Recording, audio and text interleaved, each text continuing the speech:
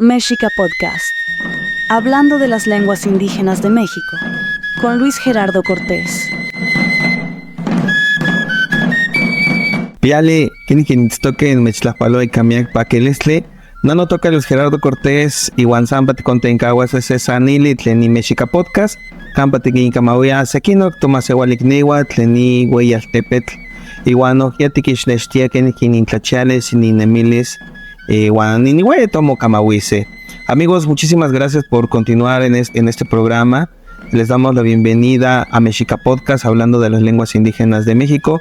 Mi nombre es Luis Gerardo Cortés y hoy tengo el honor de poder saludar a María de los Ángeles Mondragón Domínguez, una joven que representa la cultura zoque, una cultura que tiene un gran pasado que se asienta en el estado de Veracruz a causa de la erupción que se presenta en el volcán Chichonal como una población migrante debido a este fenómeno natural. Ángeles, me da muchísimo gusto darte la bienvenida.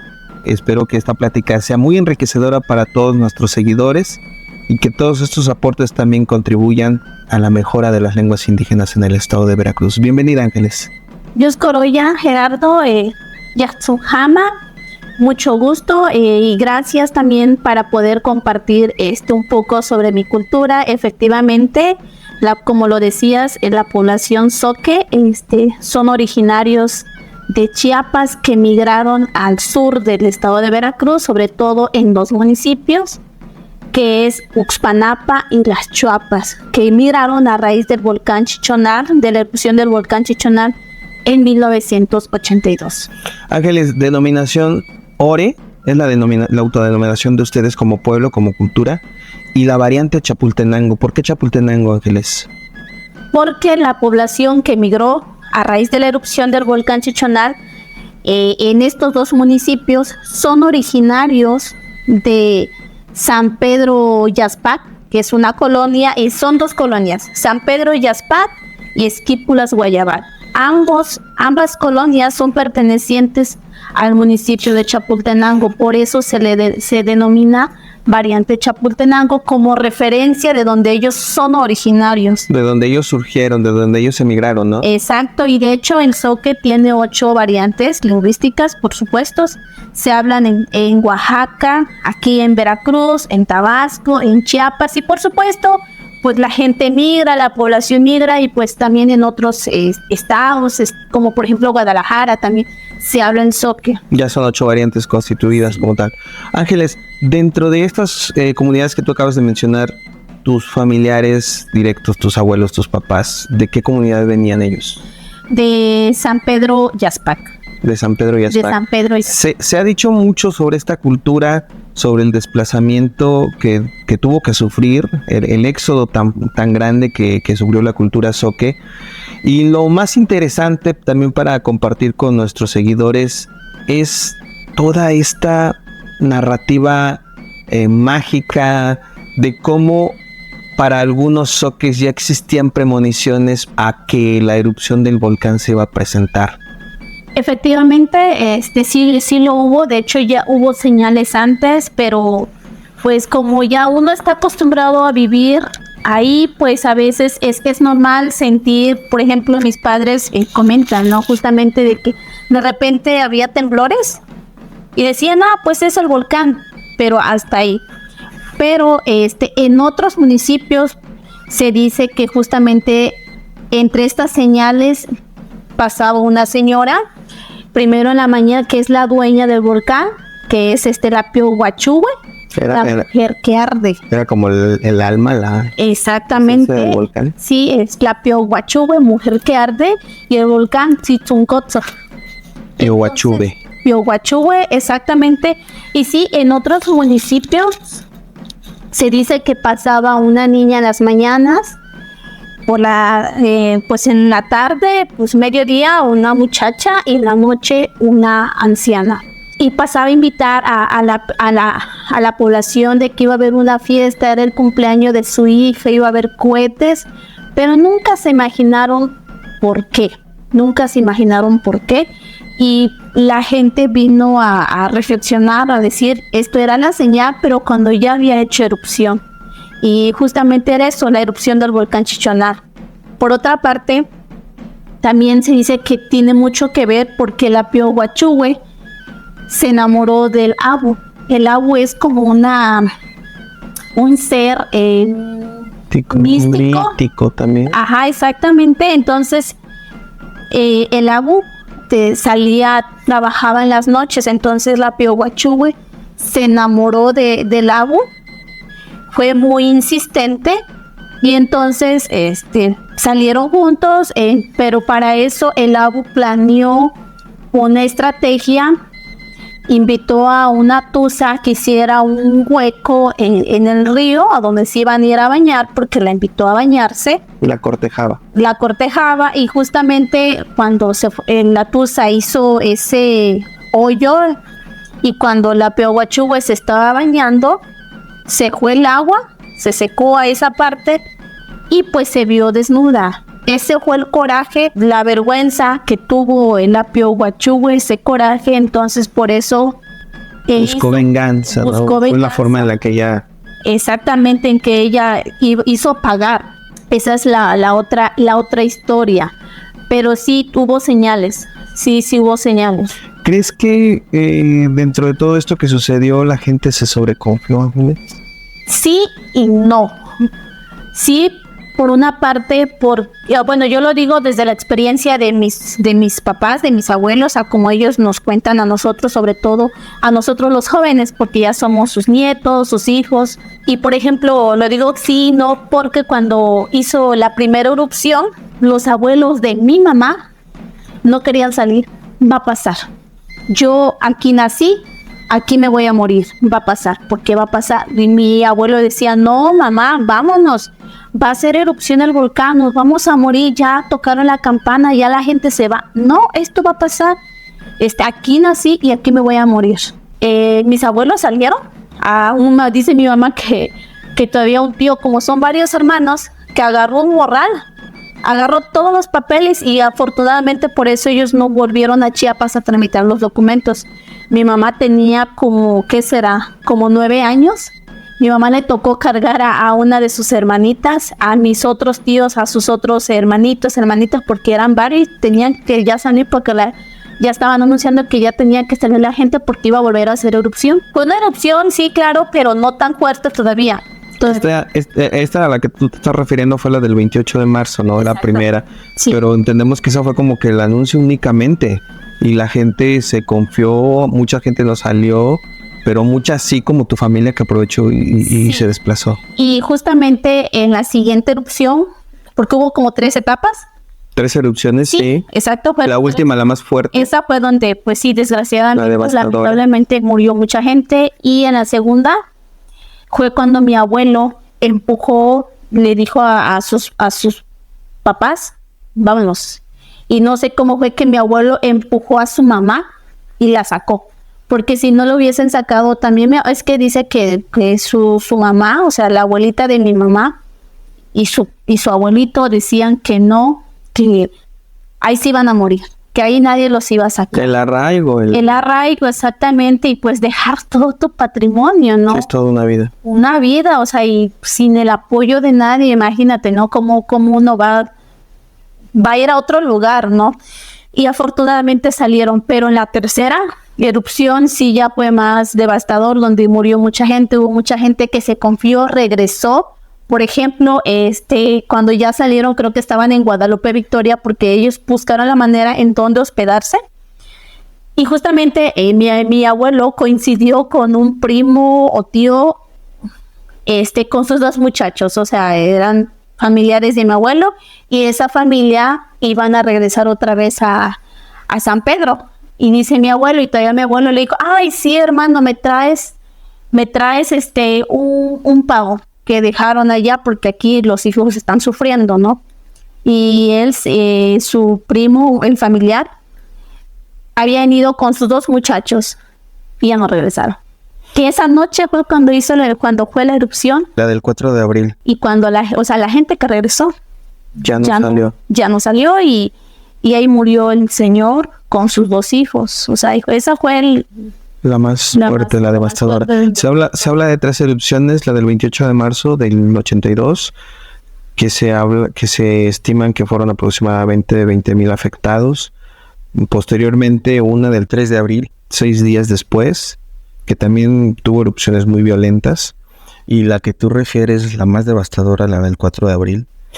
Es interesante, Ángeles, porque creo que no hay mucho material, no hay mucha documentación sobre el acontecimiento, pero las narrativas que existen, particularmente hablando, un artículo de Laureano Reyes Gómez, Los Zoques del Volcán, y habla sobre todo este fenómeno que se presentó. Describen cómo las nubes de cenizas oscurecieron el día. Estábamos hablando de acontecimientos del mediodía, en donde literalmente estaba oscuro. Estas narraciones hablan de lluvias, pero de lluvias de piedras incandescentes, de cómo los mantos acuíferos se convirtieron en lodo, cómo todo el ambiente se sobrecalentó, la presencia de azufre. Vaya, un ecosistema no apto para el desarrollo de la vida.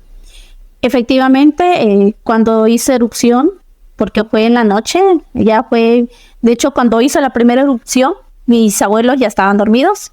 Fue un tío que fue a tocar la puerta y le dijo, hermano, vámonos porque ya tocaron la campana. Y que ya hizo erupción el volcán. Caminaron, esa misma noche caminaron. No recuerdo si fue en la segunda etapa, en la segunda erupción, donde arrojó mucha ceniza, no amaneció. Y mi mamá lo que cuenta es que no llevaban nada, comida, todo el día sin comer, sin bañarse, o sea, sufrieron muchísimo. Y así fue como ellos fueron pidiendo hospedaje. Creo que no sé si llegaron en ese entonces a Guadalupe Victoria, pero donde ellos iban pidiendo apoyo, ¿no? Arrojó piedras, claro que sí. Entonces ahí dice mi mamá justamente que pidieron, le pidieron ayuda al lago, que le pedían que por favor les ayudara a romper que no cayeran unas piedras grandes, porque eso, pues imagínate, ¿no? Un dolor ahí. Y sí, las piedras se hacían en pedazos, justamente habían truenos, relámpagos, y eso hacía que las piedras cayeran, pero ya. O sea que la petición que se le hizo al Labu era de que fragmentara las rocas y para que no impactaran ni fueran mortales, ¿no? Exacto. Entonces mucha gente le pidió ayuda al Labu porque tampoco, o sea, ellos caminaban a oscuras, y al parecer también aquí en Veracruz todavía cayó ceniza, a lo que cuenta la gente. Pues en todos los estados circunvecinos. Exactamente. Y me dice mi mamá, es que no podíamos ni encender velas, lámparas, porque el rayo te sigue. Muchas mujeres dieron a luz en el camino, porque San Pedro, o sea, Chapultenango, había mucha, o sea, era mucha la población, muchísimo. Entonces, quienes lograron salir, imagínate, ¿no? Pero sí era mucho, pero no podían encender la vela, lámparas, porque el rayo te sigue. ¿Cómo el rayo? El rayo, o sea, el rayo seguía la luz, pues, la veladora. Uh-huh. Porque ellos caminaban toda la noche. ¿El rayo del volcán? No, el rayo, la lluvia. Ah, ok. La lluvia y relampagueaba. Y caía sobre la luz. Exactamente. Entonces, como que el rayo de repente sigue, la lámpara sigue, entonces, esta iluminación. Y por eso no evitaban eso. Muchas mujeres dieron a luz en el camino, muchos enfermos quedaron varados, muchas personas con alguna discapacidad no pudieron escaparse de esto, de este acontecimiento. ¿Qué otra narrativa tienes de tus abuelos, Ángeles? Algo que haya sido como, pues, más fuerte, a tu parecer. Bueno, la muerte de la familia, porque no toda la familia logró salvarse. Creo que eso también es algo que muy poco se habla. Sí, hubo muertes, pero el dolor de la población, el dolor de los seres queridos, el dolor de que perdieron el patrimonio, porque no se les devolvió nada, o que el gobernador dijera, ¿sabes qué? Vamos a recompensar por una parte todo el daño, o una parte no lo hubo. Y ahora, con la familia, ¿a dónde vamos? Entonces, otra experiencia que ellos vivieron. Bueno, ahora ¿dónde vamos a vivir? Nuestras casas, nuestro terreno, pues ya, Lo perdieron lo todo. perdieron todo. Entonces buscaron la manera y había compañeros, compañeras, o sea, de mis abuelos, amistades, que se comentaba que en Veracruz había tierra. Bueno, pues entonces ellos decidieron venir a Veracruz, dejaron en una parte allá en Chiapas a la familia, los hombres vinieron a Veracruz a buscar tierras, llegaron a Norberto Aguirre Palancares en Uxpanapa y pues empezaron a buscar tierras. Y fue como llegaron a la zona Zoque, donde yo soy originaria. Uxpanapa tiene como 8 aproximadamente 8 ejidos que integra la zona Zoque. ¿Por qué la zona Zoque? Porque es donde la población Zoque, la población hablante del Zoque, se asentó. Donde encontró espacio, terreno. Exactamente. Entonces la población, los hombres que vinieron en busca de tierra, llegaron a Norberto Aguirre Palancares y se adentraron en la selva porque decían que habían tierras. Encontraron, buscaron si podían ellos establecerse ahí con sus familias y efectivamente lograron, ya se trajeron a la familia. Fueron a Chiapas y se volvieron a traer la familia, en lo que la gente comenzó a desmontar, a ver cómo para vivir. Ya fue como lograron estar un tiempo en la zona Zoque. Primero llegaron en Progreso, que fue una comunidad donde la población, su punto de encuentro de Norberto Aguirre Palancares a Progreso. La población llegó en Progreso, vivieron ahí como un año porque mis abuelos maternos vivieron ahí un año. En Progreso. En Progreso. ¿Progreso es en Uxpanapa? Es Uxpanapa. De hecho, Nuevo Acapulco, El Progreso, El Rincón, Narciso Mendoza, Nueva Vida, Murillo Vidal, Choniapan, todas esas comunidades integran la zona Zoque. Entonces llegaron primero en Progreso, que fue donde ellos crearon el ejido. Posteriormente fueron buscando tierras en otros lugares y encontraron, fue como se le denominaron a Narciso Mendoza, a Nuevo Acapulco, a El Rincón. Y mi comunidad, de donde yo soy originaria, que es Nueva Vida, ya había población. Ya ahí había población que ya vivía y ¿Población Zoque? no, población hablante del Totonaco. Ahí ya había gente viviendo solamente en esta comunidad y las demás fueron creadas por la misma población Zoque. Y así fue como después de Progreso la familia empezó a crecer. Ya fue donde dijeron, no, pues nos vamos a vivir a Nuevo Acapulco, nos vamos a Rincón, nos vamos a Nueva Vida, nos vamos a Narciso Mendoza.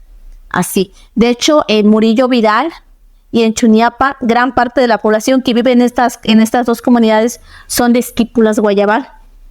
Mientras que la población de El Progreso, Narciso, Nuevo Acapulco, El Rincón, Nueva Vida, son originarios más de San Pedro Yazpac. San Pedro y Yazpac. San Pedro Yazpac.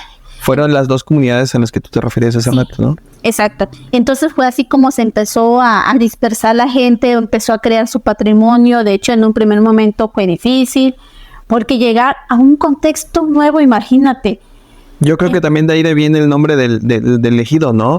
La Nueva Vida. No, la Nueva Vida ya estaba, porque cuando llegó la población Zoque, ya se decía, ya tenía el nombre de la Nueva Vida.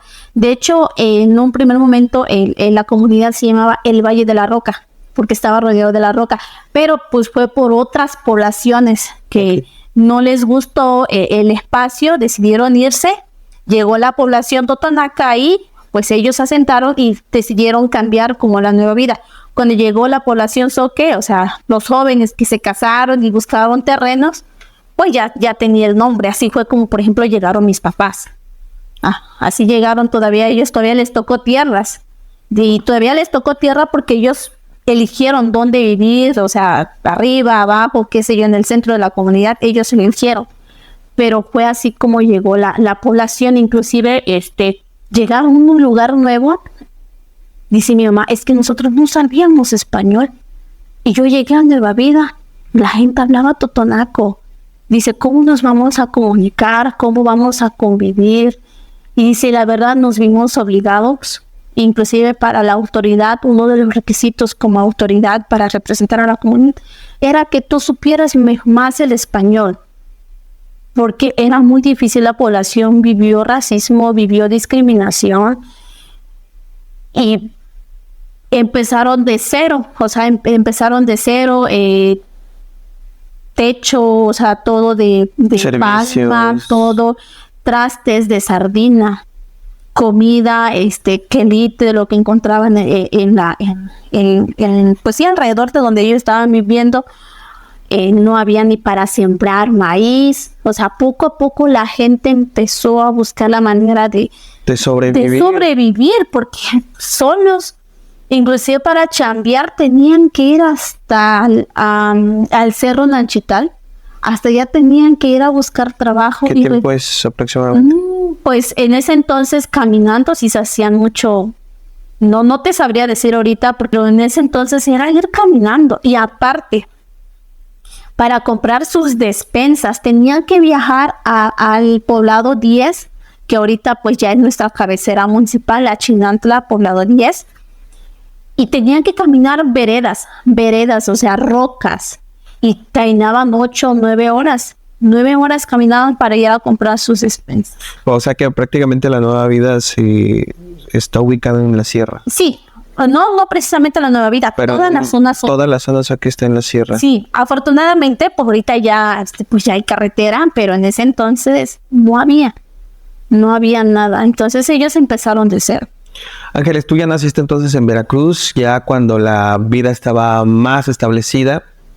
Platícanos sobre tu niñez. ¿Cómo aprendiste el zoque? Sabemos que no hay mejor metodología que practicarla, pero platícanos sobre eso. Ok, bueno, en mi comunidad, la Nueva Vida se habla el zoque y el totonaco. Y mis papás son hablantes del zoque, mis abuelos, o sea, toda mi familia, de papá y mamá, todos somos zoques, hablantes del zoque. Y pues esa es nuestra identidad. Ahora, yo empiezo a ir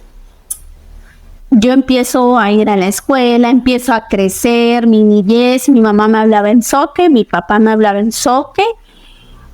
Y a veces hablaba en español. ¿Por qué? Porque tenía compañeras hablantes en zoque y en español, ¿no? Pero tu lengua madre fue el zoque. Del zoque. Pero en la escuela hablábamos español. Fue muy bonito mi infancia, claro que fue muy bonito. Yo estudié en un CONAFE, el preescolar. Y los maestros quienes nos daban clases eran de la misma zona, pero las clases siempre fueron en español. En español. Pero en casa hablábamos el zoque, así. Entonces había como que ciertos espacios donde hablábamos zoque y español. Como en cualquier cultura indígena, ¿no? Y en la primaria, es una escuela primaria bilingüe, tenemos una materia que se llama lengua indígena, se llamaba lengua indígena, y nos decía el maestro, me acuerdo que el maestro es hablante del totonaco, ¿Es totonaco y impartía clases a los zoques? Es totonaco, impartía clases, exactamente a los zoques, pero también había compañeros y población totonaca en mi comunidad. Pero en la escuela en lengua indígena todavía me acuerdo que nos decía, hagan una lista de animales y una lista de que sean zoques. Si tú eres zoque, haz una lista. Si tú eres totonaco, haz una lista. De lo que no sepan, le preguntan a sus papás. Nosotras coloreábamos, pues hacíamos, escribíamos, pero hasta ahí. Pero siempre predominaba en español. Y también a mí mis papás nunca me dijeron, Ángeles, oye, es importante nuestra lengua, o sea, hablábamos, pero no, o sea, termino la primaria, me voy a la secundaria. Me acuerdo que en la secundaria, en la prepa, pues para mí fue algo nuevo, porque salí ya de mi comunidad. Para mí el poblado 10, la cabecera, era como el municipio, como la gran ciudad para mí, porque pues yo nunca había salido sola. Yo de mi casa salí a los 12 años para estudiar la secundaria. Encontrarte con un mundo nuevo. Exacto, y luego yo veía que entre compañeros y compañeras, tú eres chinanteca, tú eres zoque, tú eres totonaca, como que entre compañeros, compañeras, siempre hubo esa burla, ¿no? La discriminación. Sí, inclusive el zoque, o sea, nosotros nos confundían, como lo dije la vez pasada, como el zoque no sé si se llama del foco. Así no. Ok. Así les confundían, o sea, así nos decían. Y era como que a veces tú te sentías insegura, ¿no? ¿Quiénes les decían eso, Ángeles? Encontré compañeros. Entre castellanos, por así decirlo. Exactamente.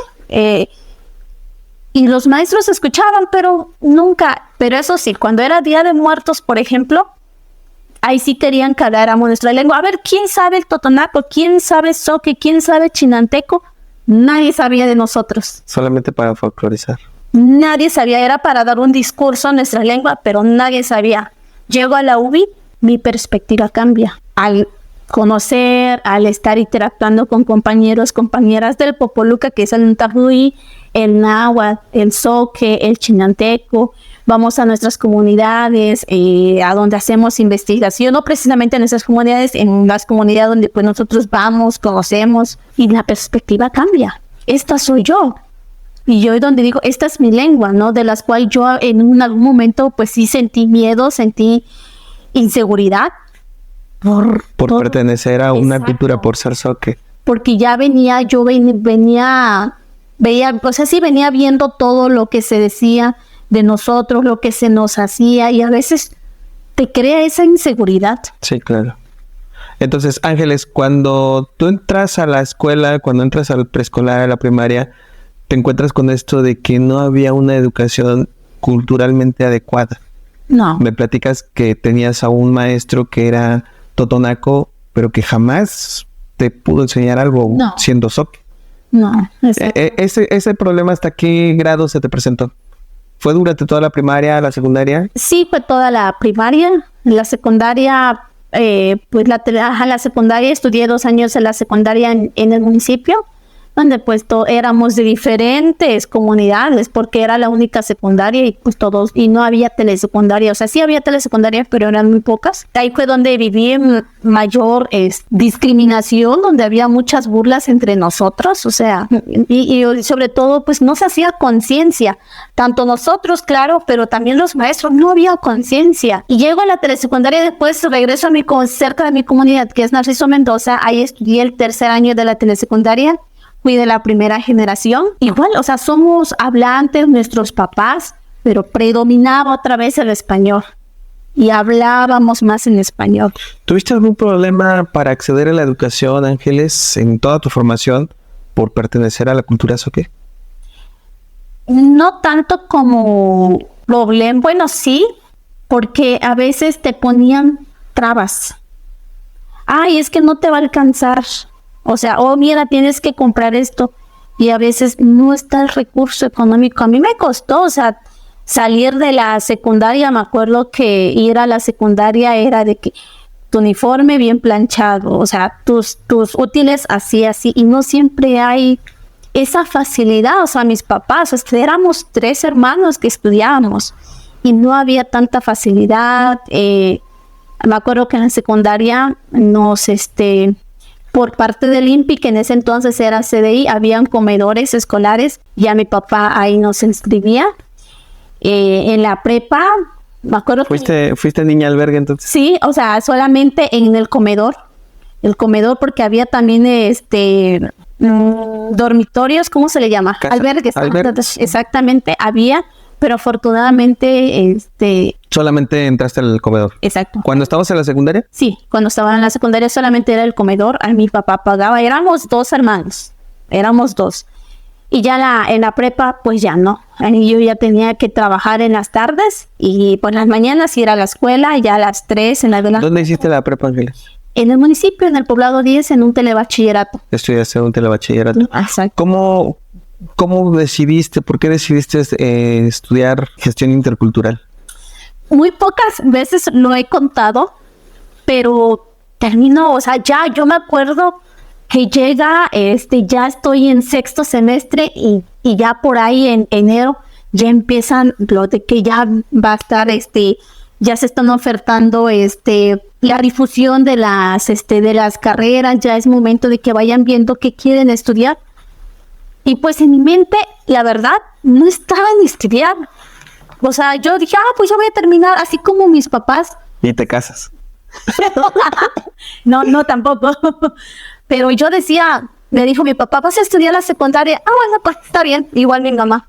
Mira, ahora sí ya te toca la prepa. Sí, cierto, así todos. Pues sí, ya me toca la prepa.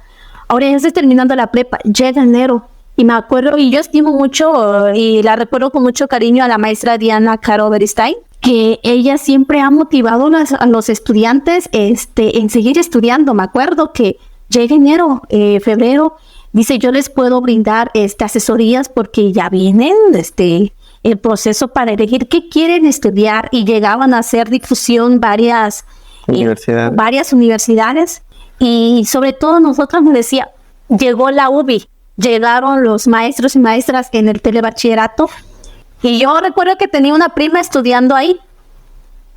Y nos dijeron, mira, hay servicios, les ofrecen a ustedes, les ofrecen albergue, tienen beca, la UBI da facilidades.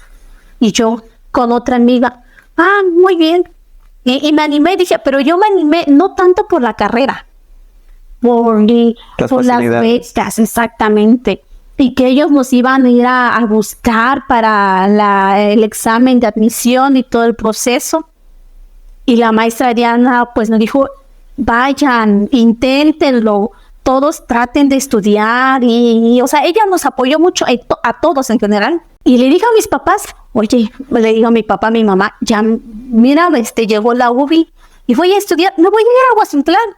Y para tal fecha vamos a ir a hacer exámenes, van a llamar y nos van a llevar. Bueno, está bien. Me fui a ciegas, así, literal, me fui a ciegas. Yo me fui por la beca y todas las facilidades. Llego en primer semestre, wow, ya en segundo semestre donde mi perspectiva cambia. Pero en sí yo que dijera, desde chica, yo quiero ser doctora, quiero ser enfermera, quiero ser maestra, nada. La prepa, nada. O sea, sí, y afortunadamente, pues le encuentro sentido a lo que estoy haciendo, me da gusto y digo, esta soy yo, ¿no? Pero fue a raíz de todo lo que uno comparte, ¿no? Con el tiempo, la experiencia en la UBI. No tenía planes. ¿Cuántos hermanos tienes, Ángeles? Somos 5. ¿Y en qué lugar estás tú?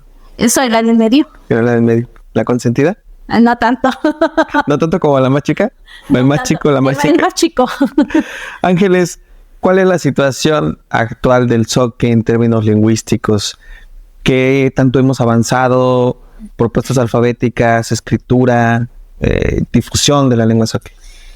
De acuerdo con INEGI 2020, hay un total de 3,000 y tanto aproximadamente de hablantes del zoque aquí en Veracruz. De la variante de Chapultenango. De la variante de Chapultenango, exactamente. Pero, lamentablemente, ahorita también con mi trabajo de investigación, puedo darme cuenta que que la población adulta es quien lo habla en todos los sentidos, en todos los espacios, mientras que la población más joven, o sea, incluyendo mi edad, ya solamente en el contexto familiar. Ya no se habla en los diferentes espacios. En la escuela predomina el español, en otros espacios el español, y solamente en el contexto familiar podemos darnos cuenta que el zoque se mezcla con el español. Y cada vez hay menos hablantes, se hacen actividades en nuestra cultura, pero muchas veces ya no se sabe el significado, solo se hace por hacer. Y claro, se va perdiendo la importancia del por qué hacerlo, ¿no? Hablamos de la danza del sembrador, la danza de la niña. Y platicando con un señor me decía, lo hacemos, sí, pero ya no sabemos el significado. Esto me lo heredó mi papá ya falleció, decía el señor, pero no sabemos el significado. Pero eso también puede devenir de que Cultura Zoque perdió cierta esencia a raíz de la migración. Sí, claro, y además sabemos que pues todo está en constante transformación, nada es estático, pero sí es importante que nosotros como hablantes, bueno, sobre todo creo que tenemos esa conciencia y decir, no, hay mucho que trabajar en nuestra lengua y tenemos que, nuestra lengua, nuestra cultura, tenemos mucha chamba nosotros como hablantes también para trabajar, porque no siempre el gobierno está ahí, somos nosotros también que debemos estar ahí haciendo cosas para nuestra lengua, para nuestra cultura. Ahorita que hablabas sobre tu trabajo de investigación, ¿te refieres a tu tesis de maestría? Exactamente. Maestría en investigación educativa, Ángeles. Sí. Platícanos sobre ello, sobre qué trata tu trabajo. Ok, yo estoy trabajando justamente sobre identidades, la resignificación de las identidades en el proceso escolar. Estoy trabajando en una telesecundaria, justamente en la telesecundaria donde yo soy egresada de la primera generación, en Acceso Mendoza.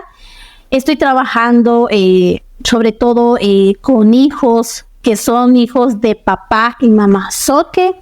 Justamente el proceso, porque como digo, ahorita predomina sobre todo el Zoque en otros espacios, mientras que en el contexto familiar solamente se habla el Zoque, pero ¿por qué no? ¿Por qué nada más en el contexto familiar? Entonces también, ¿qué papel juega la institución? Se supone que la institución está situado en una comunidad donde hay una riqueza cultural enorme, ¿no? Se habla de esta pertinencia cultural. Realmente se da esta pertinencia cultural, cómo se trabaja, también cómo se enriquece la enseñanza, o sea, que claro, viene en el currículum, pero también con lo que hay a nuestro alrededor, con lo que hay alrededor de la comunidad. Entonces, justamente es eso, el proceso de resignificación de los estudiantes. Reafirmar su cultura, recuperar, rescatar. Sí. Todo eso encierra este término de resignificación. Exactamente. Ángeles, y con este trabajo que tú estás realizando, vuelvo a insistir en la pregunta anterior, ¿se ha trabajado sobre alguna propuesta alfabética? ¿Se ha recuperado algo sobre eso, sobre la gramática del idioma? En Chiapas exactamente está la propuesta de la norma y ahora, afortunadamente, puedo decir afortunadamente porque en colaboración lo hicimos todos, estamos haciendo un vocabulario Zoque con 600 entradas que ahorita está en proceso de revisión. Entonces, ojalá y salga pronto. ¿Esta propuesta la hizo la Beli junto con los zoquehablantes? De hecho, exactamente, yo redacté, o sea, la escritura, pero para poder hacerlo, pues lo hice con la comunidad. Nosotros lo hicimos con la comunidad, o sea, una servidora y la comunidad. Entonces la comunidad me decía, Ángeles, sí, esto no. O sea, fui con varias personas de la comunidad para poder realizarlo, pero justamente fue mi instancia trabajando en la Beli. Nosotros tenemos 6 vocales. 6 vocales. 6 vocales, altas, bajas. Sí, de hecho está de las 5 vocales en español y tenemos otra con la diéresis. Ok. Y, por ejemplo... ¿Cuál es esa vocal? Ok. Cuando, por ejemplo, digo so, es so, frijol. Pundan, pun, oh. ¿Es más nasal? Sí, pundan. So, oh, sí, oh, oh. Esa es la diferencia, esa es la vocal. Ok. Ajá, entonces, sí, yo. Entonces, esa es la diferencia tenemos 6 vocales. 6 vocales. Sí. Sí, pundan, so. Es difícil hablar el Zoque. No.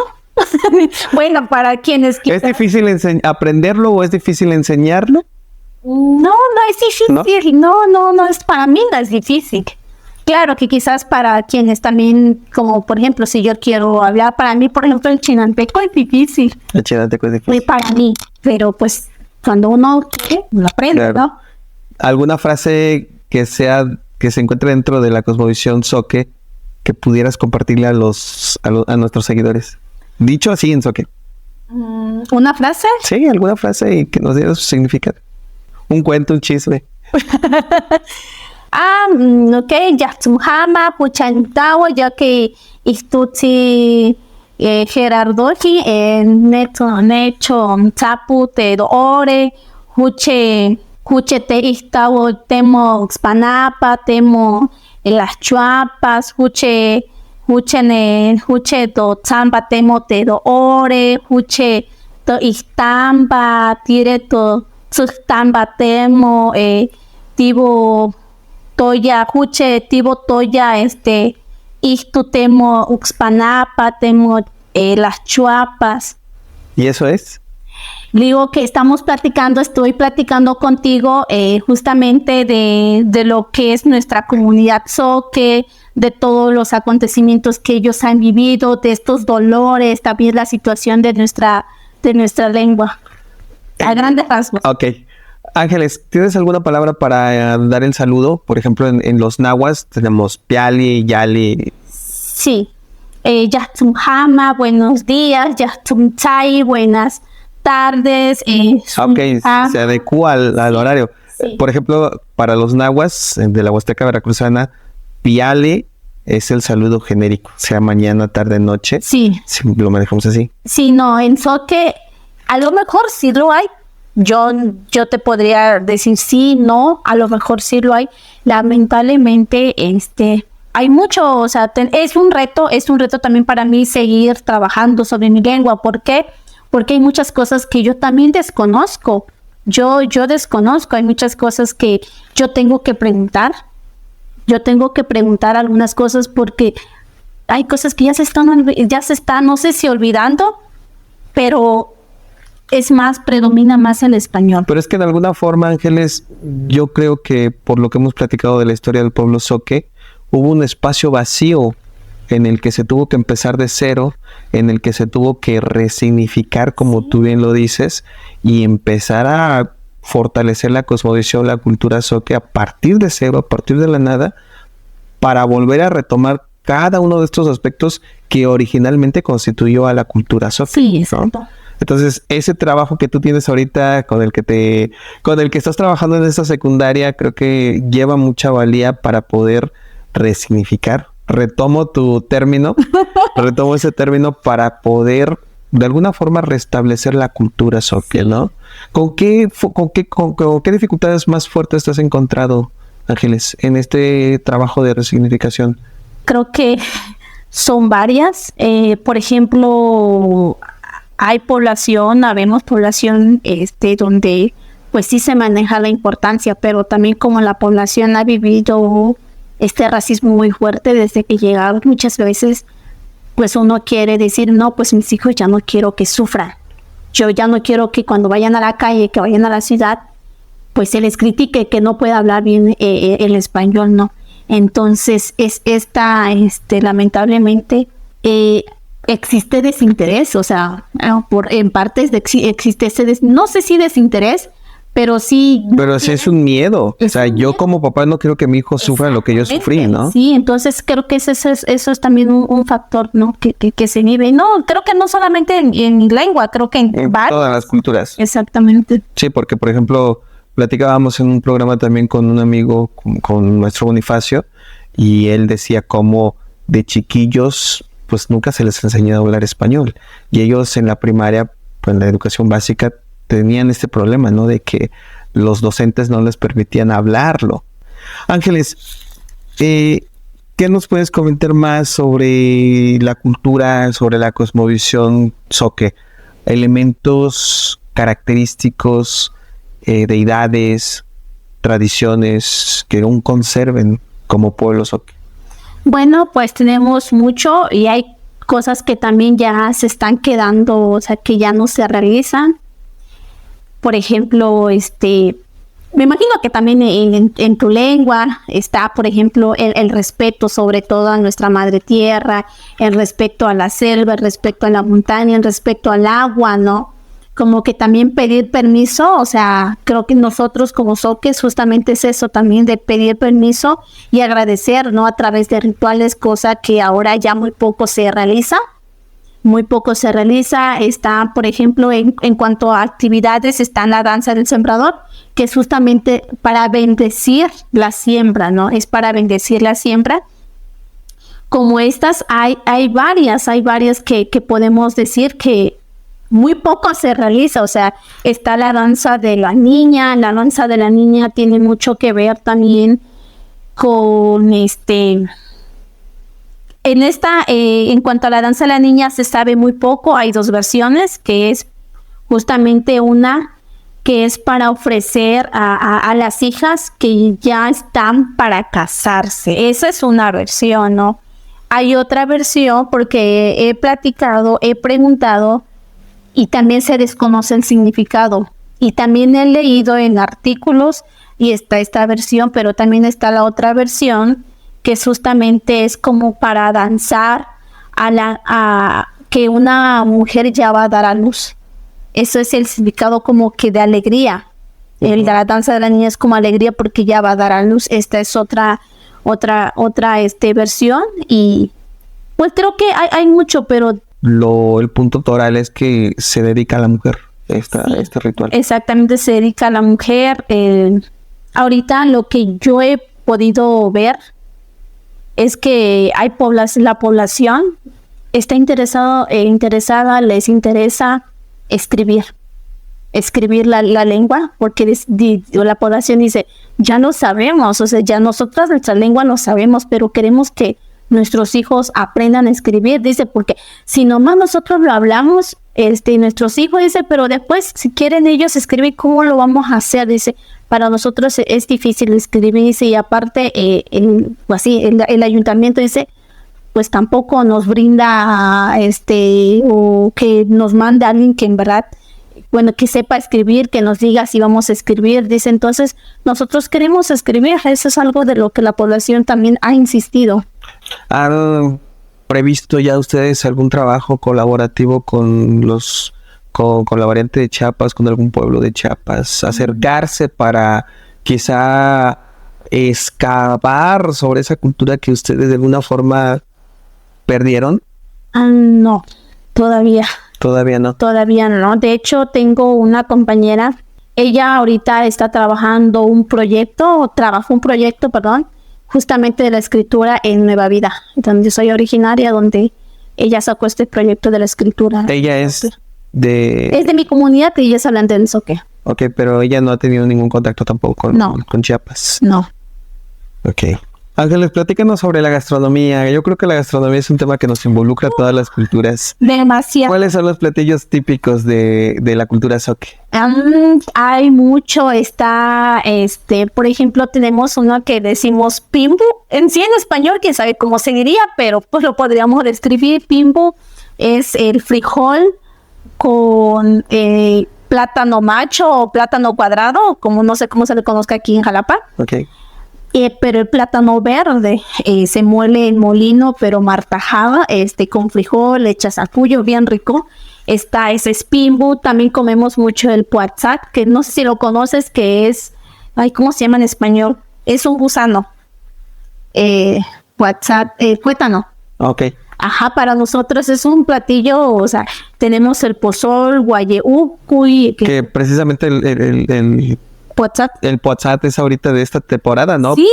Por las lluvias, que son estos animalitos que se pegan sobre los palos de jonote. Bueno, palos de jonote, también en las guásimas. Bueno, yo conozco estos árboles como guásimas. Sí, exactamente. Tenemos esa y, por ejemplo, cuando se hace una fiesta o cuando, por ejemplo, buscas algún padrino o madrina o vas buscando, o cuando visitas a tus compadres ya, pues le llevas, por ejemplo, el atole de pinol. Hay un pan que ahora se realiza, pero muy poco, porque ya muy poca gente lo sabe hacer, que es el poreane, que es un pan de pinol y con huevo. Uh-huh. Se llama poreane y eso es lo que se lleva a los compadres, por ejemplo, el tamal de arroz. Hay mucho que hacer, sobre todo en fechas específicas, en noviembre, o sea, también están los platillos, y justamente en noviembre, cuando hablamos del Día de Muertos, pues se ofrenda realmente lo que en vida también a la persona le gustaba comer, ¿no? ¿Tienen algún platillo especial para el Día de Todos Santos, para la celebración del Día de Muertos? No. A diferencia de los huastecos, de los nahuas que preparan tamales. Regularmente nosotros ponemos lo que en vida a la persona le gustaba comer. Okay. Y de ir a visitar a los, por ejemplo, si yo tengo padrinos, les llevo comida, lo que haga la familia, y ya también ellos me regresan así. ¿Y también hay un intercambio? O sea, mi padrino me regala algo y yo le llevo. Sí, lo hay. Entonces, en gran parte de las culturas se comparte eso. Exacto. ¿Cómo me dijiste que se llaman los gusanitos? Puatzat. Para los nahuas es cuetlas. De hecho, para nosotros encontramos eso encantados de comer. Yo he tenido mucha curiosidad de probarlos. Ahí están bien ricos, riquísimos. Lo que sí a mí me da miedo es agarrarlos, pero para comer sí. Yo de niño siempre les jugaba.